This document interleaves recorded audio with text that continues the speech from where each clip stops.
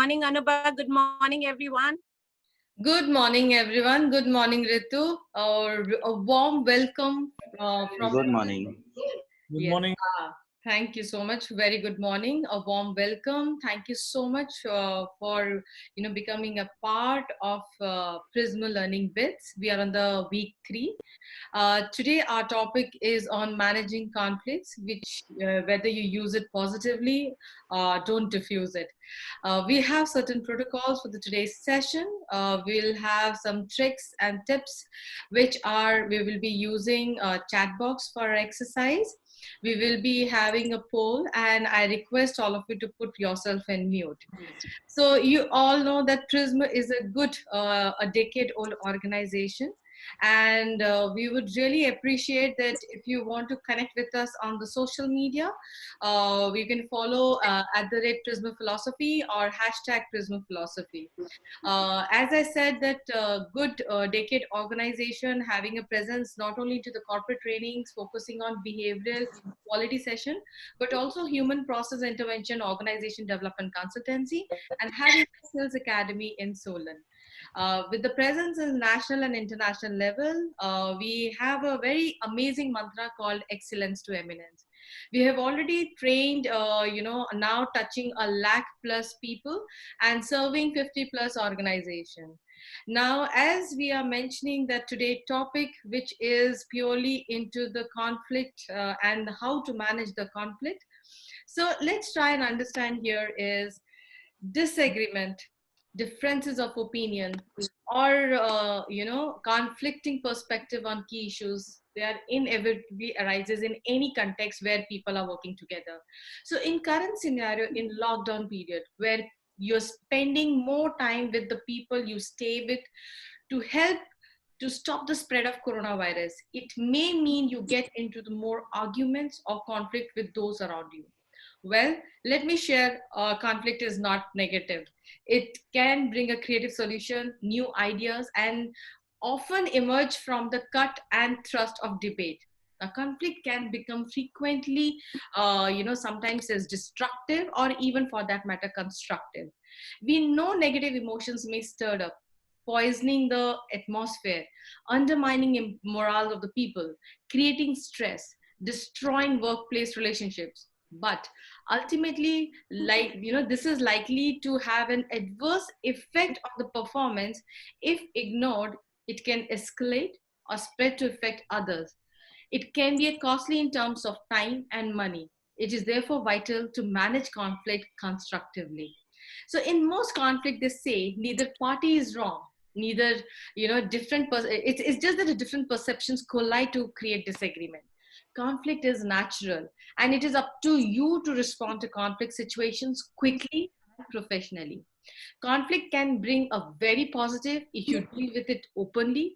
You can strengthen your work unit by correcting problems. It will give you a chance to learn more about yourself, explore views of others, develop productive relationship. And trust me, ladies and gentlemen, clear and open communication is the cornerstone of successful conflict resolution. With this note, I very warmly welcome you all on the Managing Conflict session to be headed by Ritu, one of the very, strongest, highly dedicated professional of Prism. Now, before we start onto this, we have some certification programs, and in this, you can actually enroll in the future. These are Prism for Executive, Prism for Manager, Prism for Leader, and Total Quality aspect on the Prism. So we will share once our learning bits are over, and if you want to enroll, you can actually succeed in this set of programs. I will take an opportunity now to introduce you to a trainer. You already know me, so I will not talk much about myself. But yes, being a founder of Prism, it gives me an immense pleasure to reach out to you all and provide you an amazing, insightful learning, perspective. So over to you, Ritu. Thank you so much for this. All to you. Thank you so much, Anubha, for that warm welcome. I truly appreciate that, and I'm really overwhelmed and looking forward to this wonderful session with all of you. Good morning, everyone. I am Ritu Bandula. I'm a passionate trainer by profession, a teacher by heart, an avid reader, learner, and people's person. So before I start my session for the day, I would like to thank Anubha for giving me an opportunity on this wonderful interactive platform, and each one of you participants and my fellow trainers for joining us on a Saturday morning.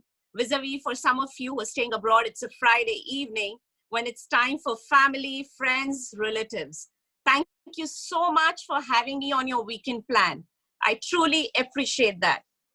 My lovely audience, we all are together here, unknown to each other, but connected with the blessing of technology, the powerful Zoom or Google Meet or Microsoft Teams, our companion, our true companion, I can say, in COVID era circa 2020.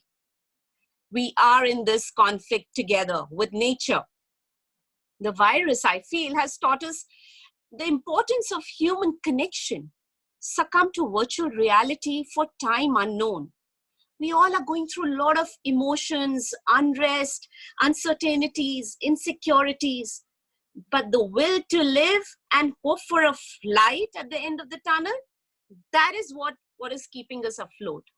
So before I start today's session, I just trust that each one of you is doing well, taking care of yourself, and most importantly, today being the weekend, you have taken care of family needs and requirements. Else, I'm truly prepared to hear those lovely voices at the back who want you to attend to some household chores, then sitting in front of this teeny mini laptop with me. You're not alone, so listen. So you're not alone here. So listen attentively to your family. Smile back at your lovely wife and children and tell them, just an hour, and please keep my to-do list ready, and all shall be done to your satisfaction. So there wouldn't be any conflict there. Don't you agree?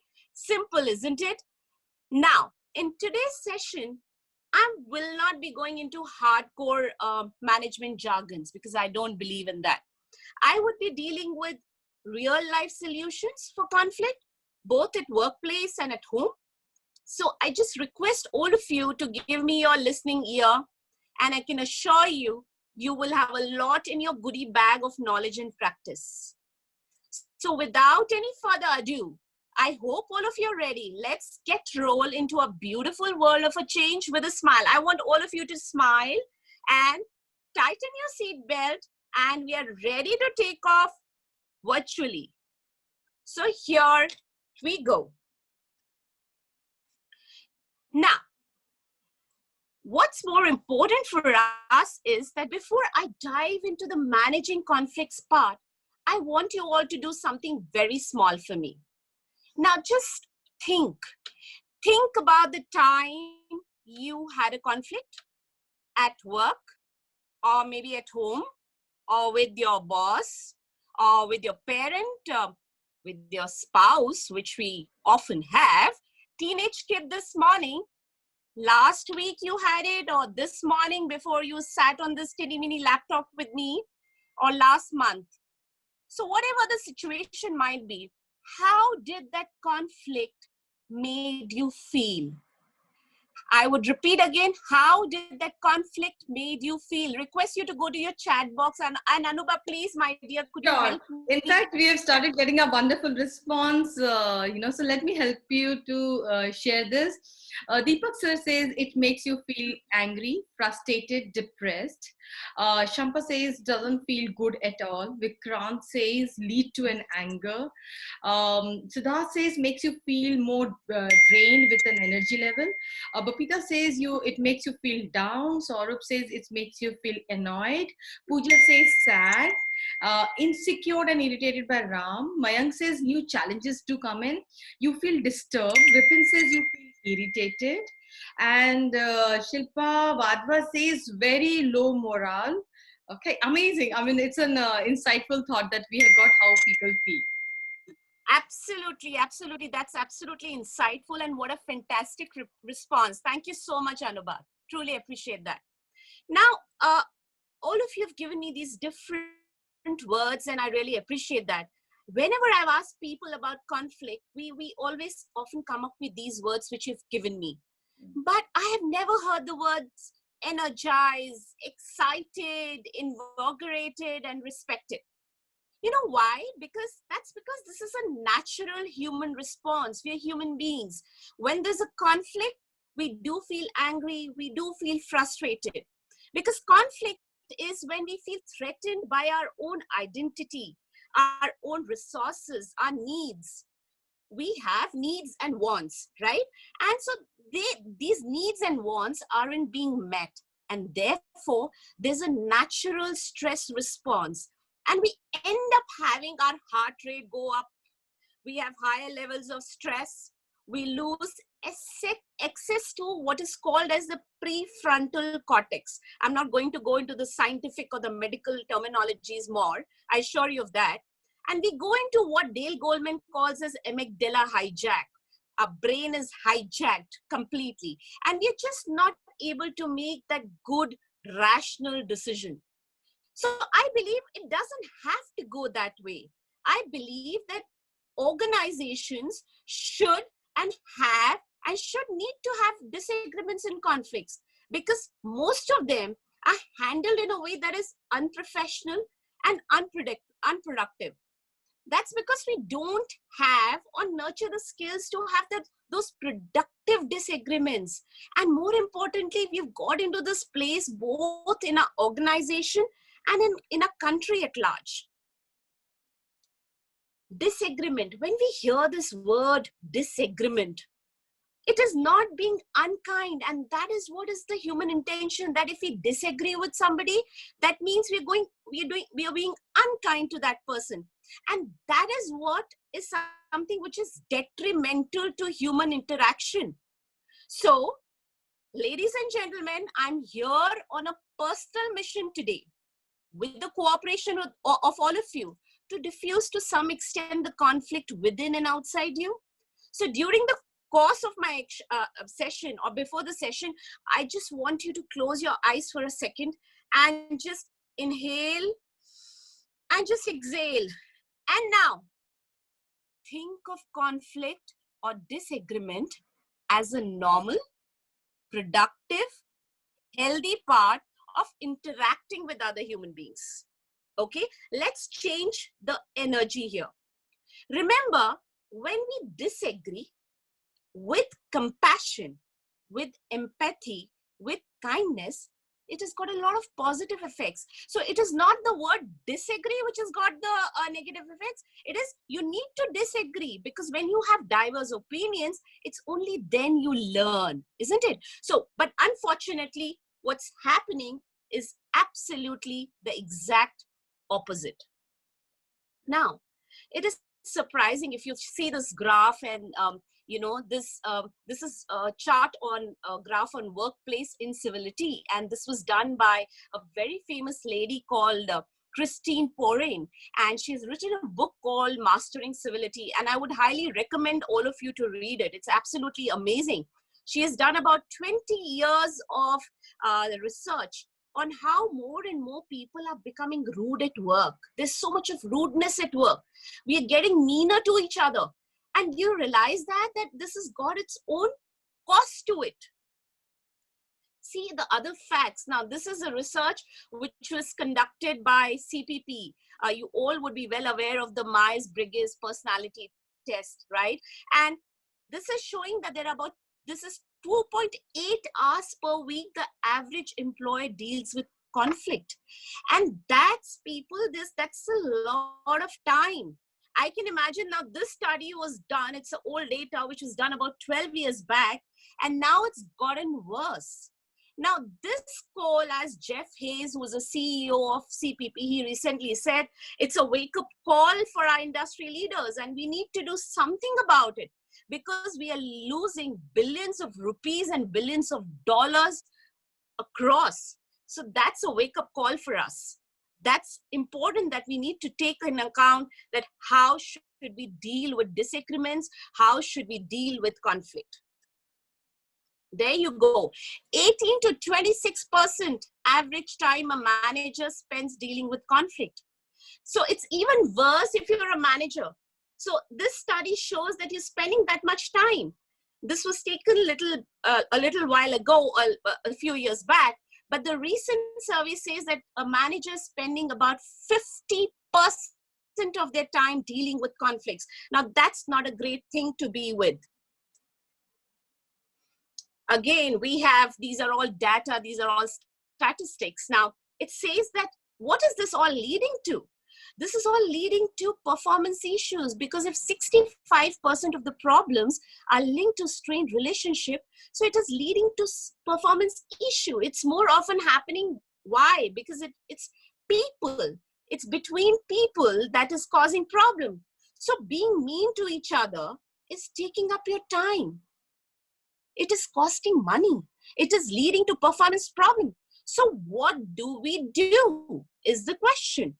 First and foremost, we have to learn to embrace conflict as not a negative word. That's very important.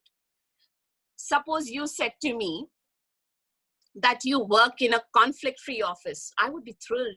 I would be really happy to hear that. But I would say, that sounds really great. That sounds really pleasant, but probably not very productive, because we all have to embrace conflict as a normal, healthy part of our organization. And that's what is required. What is conflict? Now, if we go by all the statistics and study, it leads us to one thing clearly, that conflict is a growth industry. And this is a great news for a person like me, because I'm assisting people with personal and professional conflict issues. But it's a bad news for the rest of the world. So we don't have a choice. So what's the best choice? The best choice is make conflict as your companion for normal, healthy part of interacting with people, and think about the positive outcomes. That's critical, and that's essential. That's very essential. So when I talk about the positive outcomes, now, when I talk about the positive outcomes, what can they be? That they can be more successful work outcomes, they can be an opportunity to learn and grow, they can be improved relationship, and they can be job satisfaction. How can they be more successful work outcomes? Suppose, I'll just give an example.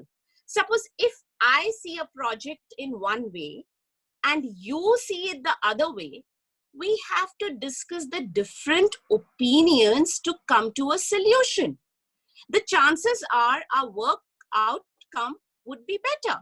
Suppose if marketing is pushing for one thing and the sales is pushing for another thing, then the natural tension is going to make the end product better, even if it is uncomfortable, and it will be very uncomfortable for the people in process. Now, there's a fine example which I read recently about the online games, which are becoming very, very popular during the lockdown. And they have created some very innovative survival scenarios in keeping with the COVID-19 health scare. So even as the medical minds are trying and controlling the outbreak and finding a cure for COVID-19, people in lockdown are finding games the best avenue to connect and socialize with family, friends, and colleagues. So the time which is spent on the games has drastically increased, and more people are playing online games, and more gaming companies are cashing in on the rising interest in India. You would be surprised, and according to the Google KPMG report, the online gaming segment is pegged at $1.1 billion by 2021. So you can say how creative solutions have come out. Now, India is among the top 5 mobile gaming markets in the world, with around 300 million gamers. And with COVID-19, this trend of more and more users, and more time being spent on the game is only multiplying.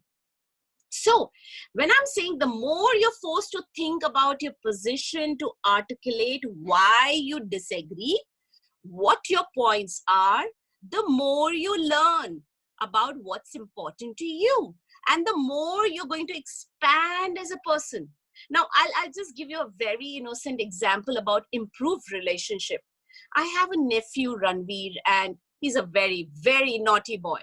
And he went to his friend's house one day for a sleepover, absolutely before the COVID, not now.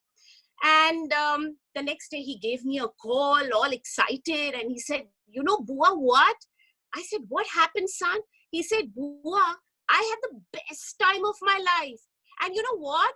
We fought the entire night, and we fought about the movies to watch. We fought about what to eat. We fought about where to sleep. And I was like totally amazed. I said, and you're saying you had the best time? Son, come on. What are you telling me? He said, yes, boy, I had the best time. And can you believe it? We are now BFFs now. The acronym which people use nowadays, the youngsters use nowadays, best friends forever. And we know each other so well. And I was thrilled to listen to him. And I saw that there was so much of enthusiasm. And I said that there's so much to learn from this innocent incident. Improve. That's what when we're talking about improved relationship. So when you go through tough situation with someone, we have to do all the negotiation to end up having a stronger bond. And that's what the research also shows. So when I talk about job satisfaction, if you feel, ladies and gentlemen, if you feel you can disagree with colleagues, if you're not walking on eggshells worrying about that disagreements may come up, you are much more satisfied at work. Now, dealing with conflict is a very, very essential skill, because we know conflicts are on horizon, whether on the personal sphere or whether on the professional sphere. When I'm talking about the professional sphere, in order to function in today's organization, we need to have these skills. Anubha, could I request you to take a poll on? Surely. Yeah, thank you so much. Thank you. Perfect. So I request audience, I'm launching a poll to take up this poll, and we'll understand the results, that how you deal with the conflict. So I'm going to give you all 40 seconds for this.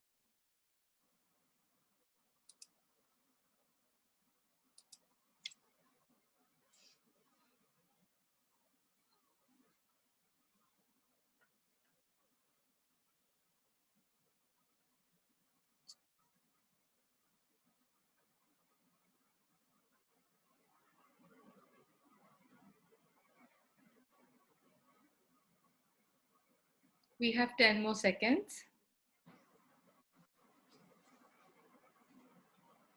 5, 4, 3, 2, 1. So we end the poll here, and the scores, avoiding goes by 32%, seekers are 23%, whereas both, are 45%. So that's the results for all of you. Thank you so much for perfect. Thank you so much, Anubha. So now let me explain to you who are avoiders. So I'm going to talk about to you is that most of us, what do? We self-select either one of the two categories. Either we avoid it or seek it. Now, who are avoiders? Now, they are people who want to hide under the desk when disagreements come up. But these are the people who value harmony, relationships. So anytime things get tense, they want to back away and play kick. And they want things to go smoothly. Now, who are the seekers? Seekers, on the other hand, are people who lean into conflict. Their body language is a little more aggressive, if I may say. And when things happen in a meeting or in a hallway with someone, and often they care about directness and honesty. Now, since I've seen the poll, and thank you, Anubha, for that, I would self-select myself as a seeker, because I find uncomfortable situations and, the fights, the arguments really interesting. Because I have learned a lot in my personal level. At the personal level, I've learned a lot in my life, whether it was at a personal level or a professional level, and it has helped me tremendously to grow. So it's actually normal. Sometimes we may seek and sometimes we may avoid. So sometimes we can be avoiders and sometimes we can be seekers, as some of you have done the polling for. So you may be an avoider with your boss, but you can be a seeker with your mother. You may be an avoider with your friends, but you may be a seeker at work. And that's when we want to figure out which style will work as your default style. So if you have a style that you tend to avoid, every time the conflict comes up, you're hiding under a table. You have to think about it. You have to think how how can I compensate for that?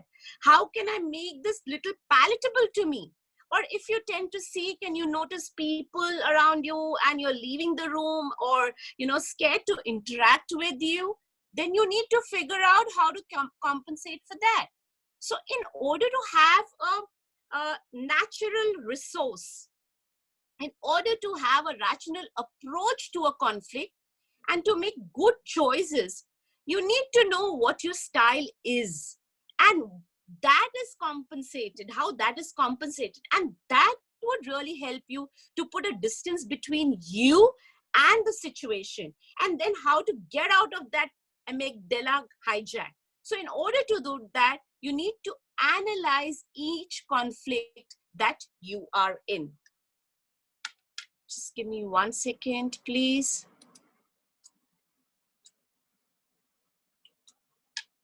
Just 1 second. Okay. Now, when we talk about types of conflict, there are 4 types of conflict. Okay. Now, there's a relationship conflict, there's a task conflict, there's a process conflict, and there's a status conflict. Let me explain to you in very simple words. Now, most of us assume that the conflict they are in, or people assume that the conflict they are in is a relationship conflict and think that is sort of a personal issue between 2 people. They feel disrespected or someone has said something snarky. So, but most conflicts at work per se, more often than not, they start with task conflict. So there is a disagreement about the core of your project or your objective. So what you're trying to achieve. So I think the goal of the project is what? Is to increase the revenue. Okay. So you think it's, or you may think you think that it's one person might think that the goal of the project is to increase the revenue.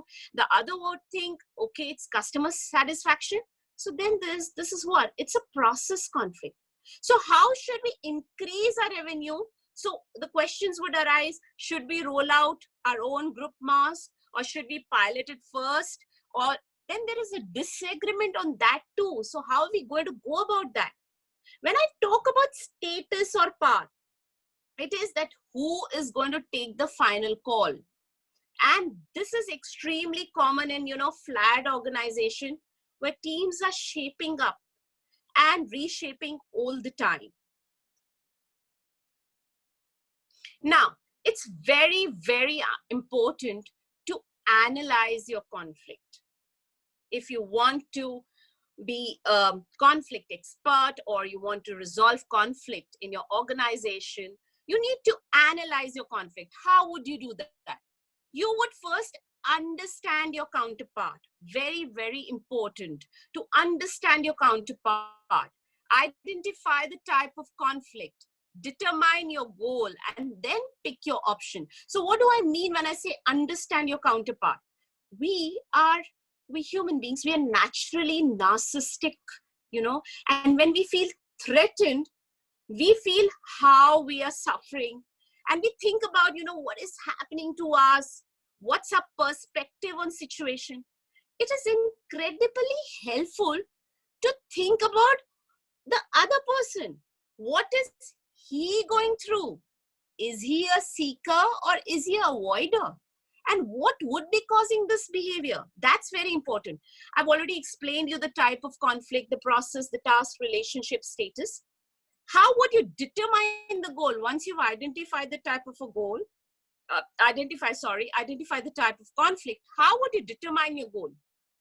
Now, if your goal is to prove your counterpart wrong, then my dear people, you need to find another goal. If you start believing I was right in the given situation and you were wrong, his behavior was unacceptable, and until and unless he accepts his behavior, we can't move on. If your goal is that, then you really need to change your goal. No one wants to admit that their behavior is unacceptable. So you can actually decide that my goal, you can change the goal. You can actually decide that my goal is to do what? Is to save relationship. Or my goal is to get the project done as quickly as possible so I never have to work with this person again. Or my goal is to go, and these goals are going to help you serve much better. And that's the goal you can achieve wonderfully. So pick your option. And I would feel that direct approach is to just sit down and, hash things out. Talk to a person. Open communication is by far the bestest. Now, as I said, again, I've come to the same slide for a reason. Now, of course, conflicts really fall into one category. More often than not, they're actually the combination of all these things, whether it's relationship, whether it's task, whether it's process, whether it's status. Now, task starts as a process, then it quickly devolves into a personal conflict. So you and I are disagreeing on what the goal of the project is. I start sending you those late night snarky emails, and then it quickly becomes a personal issue. So my dear people, so when you enter a conflict, you want to ask yourself, what kind of conflict are you into? So once you're into it, once you know it, you can begin to dig into how to solve it. Assume it's a personal conflict. And I feel those are the hardest one to resolve because you need to individually sit with the person. So if you can solve task and process conflict, the personal stuff is very easy. Now, we've come to COVID situation, and I feel it's not a very win-win situation because that's what the research says. Work from home. Okay. Now, before I get into that, I would request Anubha if we could have activity in chat box. Do you think that work from home can be a permanent solution? Interesting. So maybe just putting yes and no can get a lot of answers. So we have already started getting a lot of, no way like that. No way, not at all. I think very, absolutely nailing one. No, I haven't. Okay, so, Vikrant says not but partial. Again, Okay. Have we got any yes in the no, thing? honestly, we haven't got yes as of now. Fantastic. So they are in the sync with my kind of thinking. So I'm absolutely amazed. Thank you so much, Anubha. So let me go and go further and explain on this. Yeah. I too feel that it's not a win-win situation to work from home. With COVID-19 pandemic status, now new challenges have cropped up in all spheres, whether it's health, whether it's social, whether it's economic. I would try to like to quote recently. It was in the news. The Microsoft CEO Satya Nadella, and he says that he said that certain tech companies like Twitter, they prefer the employee to work from home forever, but not us. And he said he has warned that making remote work permanent could have serious consequences for social interaction, mental health for workers, as virtual video calls cannot, my dear people, cannot replace in-person meetings. In an interaction with the New York Times recently, Nadella said, that an all remote setup would be replacing one dogma with another dogma. And I completely agree with it. Because this is mainly because it's a perpetual state of work from home poses a host of challenges, according to me, to both the employees and the employers. Now, with the domestic space now functioning as a workplace, it is becoming increasingly difficult to maintain a work-life balance. The lack of physical boundaries between the, otherwise the two separates environment impacts both the work as well as family dynamics. Now, experts have described this phenomena as role blurring, they would call it. Now, what is this blurring? Role blurring is an experience of confusion or difficulty in distinguishing one's work from one's family roles in a given setting, in which these roles are seen as highly integrated, such as doing paid work at home.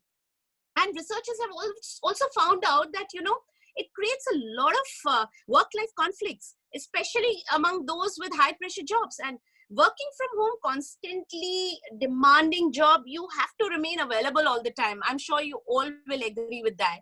And this has led to, higher anxiety, more sleepless nights for individuals because they have difficult time completing tasks outside the work, and even especially for the women employees, because work from home is becoming a hindrance. That's what the research shows, because they are doing the household chores along with the work, along with the work pressures. So it's becoming very, very difficult. So the individual is going through his personal conflict. What kind of a conflict?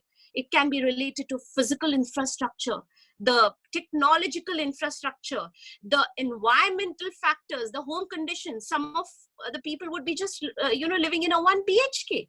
So in that 1 BHK where, I can talk about bachelors where he just has a cushion or something and he's sitting on it and it's just next to the bed. How long can he sit for hours and hours together? It's not possible at all. And Indian companies as such, we are not built to adapt to that work from home policy because of the infrastructural cost. A large number of employees don't have proper workstations at home, let alone Wi-Fi. This is why the lockdown has left companies scrambling to provide resources to employees. In fact, internet service providers are, facing a lot of them, they've witnessed actually a major spike in the demand for dongles because companies have made bulk purchases in that. When I come to organizational challenges, there's a conflict again. Organizations are facing a lot of challenges, whether it's relative to business continuity, though they're providing the requisite tools and infrastructure, but how much, until when? Data protection is an issue again because you are not working in an office environment where things are being looked after by the back end. You're working at your homes, which is not a very secure environment. So it's an insecure environment. So there is the chances of cyber attack or phishing, which are real-time risks. Though, again, organizations are doing their best to do something about it. But how long? Working capital. You look at the companies, who don't have deep pockets. They're not strong financially. So how do they turn revenues? How do they, but they still have to pay the laborers, the material cost is still being incurred. So, and then layoffs, Uber, Swiggy, you must have read in the news, they have laid out thousands of people. So there's a deep sense of insecurity. Other concern which the organization have got is return to site. Why return to site? Because when you're working at home, you can't be sitting for long hours, but when you're in office, you have got that ergonomic setup. Everything is arranged, and the sense of security, basically the safety and the comfort of employees, a major concern there. So seeing all the above, working from home is absolutely not a win-win situation. I just hope we get back to our offices and workplaces soon. Okay, now how can I handle a conflict? What are the options? Anuba, I would request you to take a poll or maybe just a chat box activity. According to you, what is the best option, ladies and gentlemen, for handling a conflict? Okay, so let's see here. We are yet to see the response. Options for handling a conflict. If you'll ask me personally, Ritu, I think communication is the best thing. Absolutely, I agree. That's the most imperative thing. Absolutely. So let's see. Do you want me to repeat the question if people want to? No, I think we are good. All right. So two-way communication by Babita, I think very strong. Block time and talk it out. Okay. Speak to person concerns. Take head on. Increase in listening capacity before speaking on subject matter. understanding each other differences and transparency in communication. So I think somewhere or the other we're coming up on the communication element of intent and interpretation by listening properly, deliver your point to reach creative solution, effective communication by Sanjana. Interesting. Vipin says understands the point of view of other person. Lakshmi mentioned analyzing one's point of view. Saurabh says take time to rethink. Okay. Apologize if in the wrong. No point in holding ego. Know the personality and the goal, then frame your communication. I like by what Sanjay sir says, avoid, divide, and rule. Oh my God. Fantastic. Yes, Absolutely ADR fantastic. concept he used. Sanjeev says improve communication skills. I think we have got a great response and it's all That's hope perfect. around In fact, communication. Anuba, I think they've covered my session before I going through it. I think this sounds absolutely perfect. And I I love somebody had said that, increase listening capacity. And Anuba, you mentioned about communication. I think that's the most imperative thing if you have to handle a conflict. So I would just put it in a very simple way. So if conflict comes my way, if it just comes a disagreement, I would first thing, maybe I would just, do nothing, or maybe just address it indirectly, or maybe address it directly.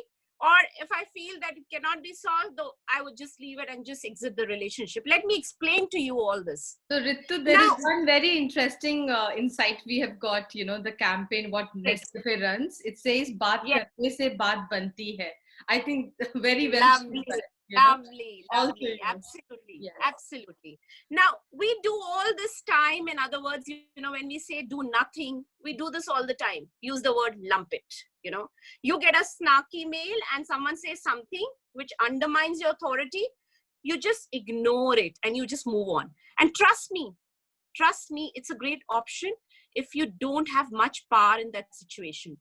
Dealing with someone who is unreasonable, or if you feel you're making a big deal of it, it makes things worse. Now, if you have to address something indirectly, okay, if you have to address something indirectly, that means dealing with somebody who is unreasonable and he is, an extreme conflict avoider, talking to a third party who can intervene on your behalf is completely acceptable. This is also good for an organization where saving faces is really, really important. Like I just suppose if you have to make somebody understand this, you can just give an example indirectly. In my previous job, there was this incident and I didn't get along. We were not matching up to the same agreement. So this is how, just quote some example from your own life, but not directly telling the person. That really helps. And also, when you want to address things directly, the best thing is to just hash it out. Sit across the table. You can take the person out for a coffee if you feel he's a seeker, because his approach would be more aggressive. So take him out for a coffee, just sit and just talk to him. And otherwise, if things don't work, then often, getting a new boss, new teammate, that's very difficult. That's a last resort. So you don't have to think about it. You may have to then stop interacting with that person. That's what I feel. Now, how do you, when you have a conflict, how do you buy yourself some time? Do you walk away? Do you ask for a break? Or what do you do? Now, you have to pay attention to what I'm trying to tell you. You have to put a distance to your reaction. And what is the distance to your reaction in the situation? That means your impulsive action. I'm I am talking as if you have all the time in the world. If someone is yelling, things are really heated, it's okay to walk away. Ask for a break. Just tell them, just give me some time and I'll be back with you. And don't send any emails when you are in that kind of a position. Don't send any emails because your tone would be different. Your personal confrontation, everything will just come out. How do you prepare for a conversation? You would, for that, it's very important. You can do it in three ways. You can do it mentally, strategically, or logistically. How do you do your mentally? You need to check You need to check your mindset. If you're going to get into the conversation, which is going to be difficult, uncomfortable, then it's going to be difficult and uncomfortable. So go into the conversation with a very, very positive attitude to learn from the conversation. Now, if the employer, I'll just talk about self-appraisals, if the employer gives you a low marking in certain areas, why? Because he wants you to grow in those areas. Just have an open attitude and get an energy. It's all because it's all about open attitude and the energy you bring to the table. When you take your counterpart's perspective, why is that important? Why is that person behaving in that manner? We are very impulsive. The moment somebody says something, we just strike back at him. That's not important. Just think why that person is behaving in that. And the third part is just vent out. That means if you feel you can't control your inner feelings and emotions and you're absolutely stressed up, what is the best way? If you trust somebody, just vent out your feelings with that person. Okay? Strategically, you need to plan your message. What you have to say, when are you going to say that? What will help you? What will not help you? Jot your points down. There's no harm in doing that. And you have to be prepared for multiple scenarios. Like if when I'm discussing that, if that person starts to cry, he gets emotional, he walks out of the room, what if we get interrupted? So all those things, and logistically, you have to choose the right place and time. That's very, very important. How can we have a productive conversation? You need to frame your message. You need to manage your emotion, and you need to listen to other person's perspective. You need to make your viewpoint heard. That's very, very important. Now, when I talk about what a solution looks like, the solution should be something which satisfies interest. It's fair and reasonable. Now, this word fair and reasonable, I often find it very subjective. What is fair to you may not be fair to me. What is reasonable to you may not be reasonable to me. So, what you need to do is you need to build up on each other ideas. That's very important. Now, I have this, I'm really enthused by Panchatantra and the Niti Shastra, the Five Friends, and there's this short story, and I think this is a great book when it comes to conflict management techniques and resolutions. So I'm just going to tell you a very short story. And there was there was a dove, there was a mouse, there was a crow, and there was a tortoise and deer. They're five friends, and the five have different abilities. Now, how does they, and they come to each other's rescue when they're caught in life-threatening condition. Now, how does the story start? It begins with the mouse, releasing the captured dove from a hunter's net. And looking at this, the crow feels, oh, what a fantastic act this person has done. So the crow also becomes the friend. Now the story evolves as they save a young deer, then tortoise also they save from the hunter's net, and they all five, they become very thick friends. So whenever they're trapped in gnarly situation, the weakness of one friend becomes the strength of the other friend. So by joining hands with each other, they're able to tackle challenges of wild and hostile environment for a long time.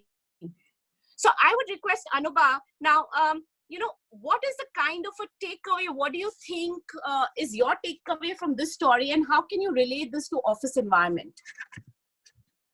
All right. Very interesting. Thank you so much for sharing about this Panchatantra, the Five Friends. Very famous story. We all still remember how teacher used to teach this, and bring us the great insight. So I think this is now from the audience. What do they have to come up, and what are the takeaways from this particular story? How they can apply it in their office environment? All to you. Please use the chat box. Collaborative approach. Very nice. Okay. We're still waiting. The teamwork by Vipin, that's also, I think, a very important element. Even for that matter, coordination and cooperation together.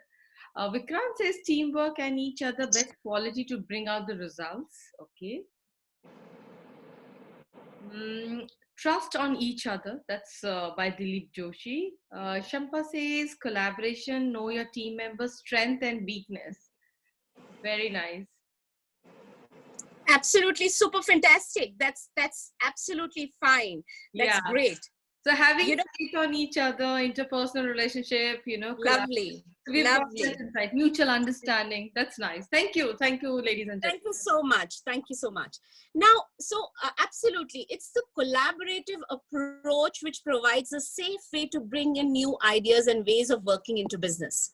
So when employees have access to one another's ideas, projects move faster and the service delivery is ameliorated. So this is very imperative. Now, how to get to the resolution? You need to be creative. You need to try to collaborate even if there is criticism. Take in ideas and inputs and disagreements. Disagreement is not, mind you, disagreement doesn't mean unkindness. Disagreement means diverse opinions to make you grow better and better. So it is, what is conflict now? Conflict is not disagreement. Conflict is disagreement with empathy, compassion, and it is a path of possibility.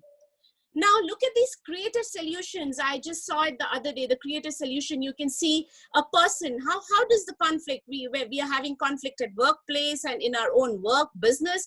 Now you see in the top left corner, there's this cab driver from Chandigarh, and he wants to get back to his work. He's used a polythene sheet. He's made 4 divisions. All of you would have seen it. And he's doing the thing of social distancing. He's following it beautifully, and he's back to his profession, back to his trade. In the other side, on the extreme right, you see a grocery store. He's maintaining social distancing, and he's putting the grains, and he's back to work. And then you see in the corporate organization how they're making the best out of the waste, and they have made those hands-free sanitizers so that you don't touch. Now, one more activity, a small activity, and I want just quick answers. Managing, this is, if you see a picture, the first picture, if you see there, now you know that the company policy can often be a roadblock to customers' success, right? And it can provide employees in a very difficult position when dealing with a frustrated customer. So suppose the first picture I'm talking about, imagine that you have a long line in your store, and at the front is a customer who's demanding your employee to give them a refund. The customer purchase was made a year ago, which is well past the company's firm 1-month policy. What would you do? Remember the 5 principles of Thomas Kilmann of conflict management resolution, which is accommodate, avoid, compete, compromise, collaborate. What would you do, ladies and gentlemen? Which one of these conflict management styles would you follow? I just want one word. Thank you. All right. I think let's use the chat box again. We have got collaboration as one of the answer. Again, another one is collaboration. I probably might accommodate in this particular situation. Okay, Vikrant again says accommodate. Amazing. Okay, I'm yet to see if someone writes compete, because I have seen so many people actually go into the compete mode. Again, accommodate we have got. Okay. All right. So we're getting a mixed bag of, one is collaborate and one is accommodate, and haven't heard someone mentioning avoid the situation or compete the situation or compromise the situation. Fantastic. Fantastic. I think accommodating would be the best thing, because just remember that quote, customer is the king. I would just summon it up with that. So accommodate would be the right thing to do. So what can you do on the fly? So how do you solve? First, know your type, whether the person is an avoider or a seeker. Name the type of conflict. Just what is the type of conflict? Okay, whether it's a task conflict, process conflict, whether it's a relationship conflict, or whether it's a status conflict. Then you make smart choices about your opinion. And very imperative, to control your emotions. So if you have to control your emotions, it's very, very important to follow some mindful techniques. That's very, very important. There's a separate session on that. Now, I am coming to, before going, I'm coming to this, I find it really interesting. It's STABN, okay? Now, that's an acronym which I've given. I feel STABN stands for, S stands for source, T stands for time and place, and A stands for amicable approach, B stands for behavior, E stands for emotion, and N stands for need. I'll just relate you an incident which all of you are going through. I will just quote an example from my own personal life. Now, I do the work all the time, all household chores. So one fine day, I want my husband to help me. His name is Naveen, and I want me to help. I want him to help me with at least washing the utensils, if not much. So what is the source there? My husband, because I want to address this problem to him. I want to tell him that please help me. That's a conflict between me and my husband because I'm tired and frustrated. At the end of the day, I don't know what to do. I'm really panicked. So I tell my husband that why don't you take on this responsibility for me? But how do I discuss this problem with him? I need to address this problem at a right time and at a right place. I cannot address this problem to him when he finishes his work or after lunch and all. He would just give me back. All of us, I think, go through that. So I need to discuss. So what is the best time for me? I decided the best time would be when it is weekend. So we have Saturday, Sundays are his off days. So probably after a brunch or something, when he's relaxing, maybe just start. And how do I start? Makhanbazi, as we call it. No, Makhanbazi, amicable approach. So I do something which is, positive in nature. I appreciate him. Naveen, I really appreciated the way you spoke to my mother the other day. I really appreciate that. Would you be so kind that, at least you could help me with the utensils at night? That would be great. And the behavior, the way he reacts, the way he addresses that is very, very imperative. When I talk about the behavior, you're not going to say you never help me. That's not the right way to address it. You need to be specific that, you help me, but you did utensils only once. Then you come to the emotions. That, I feel frustrated. You don't say that because of this behavior, I feel frustrated and underappreciated. And need is very, very important. You need to specify the need. You need to come up with a schedule. Now you would ask me, does he wash after following this stable acronym? Does he follow and does he wash the utensils? Ladies and gentlemen, to some extent, yes. Once a week at least. So we've started. So do this. I know I am a little short over time, and my sincere apologies for that. Just give me 1 second. No worries. We have good 3 minutes, so nothing to worry, Ritu. We have covered it all well. I like what Dilip mentioned. End of the day, except that every day I have to wash utensils. No conflict arises. Thank you so much, Dilip. Yeah, that's fantastic. Now, I want you all to unmute yourself, and I want you all to just look at me here and just do like this. Okay? Now, these are disagreements. Cross. Okay. Cross your hands. These are disagreements. And what we're going to do it's very simple. Just embrace it. It's a part of our life. Okay? We are one. Individually, we are one color. We are together. We are making a rainbow, right? And so it's very, very imperative to do this, because let's embrace the word conflict with a smile. Try and change the energy of the word conflict. Each word, ladies and gentlemen, has a frequency. It has an energy which sends impulses to the brain, and we produce corresponding chemicals. And that's how the alchemy of a body changes. And we start to feel happy, sad, frustrated, panicked. So can you imagine, by seeing conflict as an attack or a striking word, what are we doing to our body, ourself, our behavior, attitude, action? So think of conflict as an energy source of light, flight, vision, curiosity, not fight, strike, fear, freeze. No, ladies and gentlemen, it's a flight to learn, create and innovate, vision to explore and go beyond our capabilities, curiosity to learn, and adaptability and transform. Now, what we're going to do, I'm just going one more last activity, just one last activity before I say over, and that is, okay, now all of you embracing the same way which we did earlier. Just embrace yourself, okay? And we're going to smile and we're going to say, sometimes you're going to repeat after me, sometimes people are going to be mad. Come on, ladies and gentlemen. Sometimes people are going to be mad. Sometimes people are going to be mad. But that's okay with me. That's okay with me. Yes, thank you so much, ladies and gentlemen. Thank you. You have been a wonderful audience. Thanks a million. Thank you. Ritu. It was wonderful. So much, Ritu. So, ladies and gentlemen, we all understood, yes, disagreement do happen in our life. There is a constructive approach that we all can work up.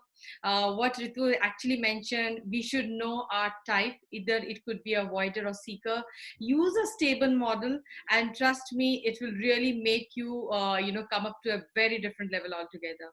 With that note, we thank you so much for participating in it. We really look forward for you in the next, that is the last week of the May, that is the week 4, 3 more sessions on an exciting and enlightening journey of Prism. With that note, namaste. Thank you. Thank you. Thank you. Thank you so much, everyone. Stay safe and stay blessed and keep smiling. Thank you. Thank you, Ritu. Thank you.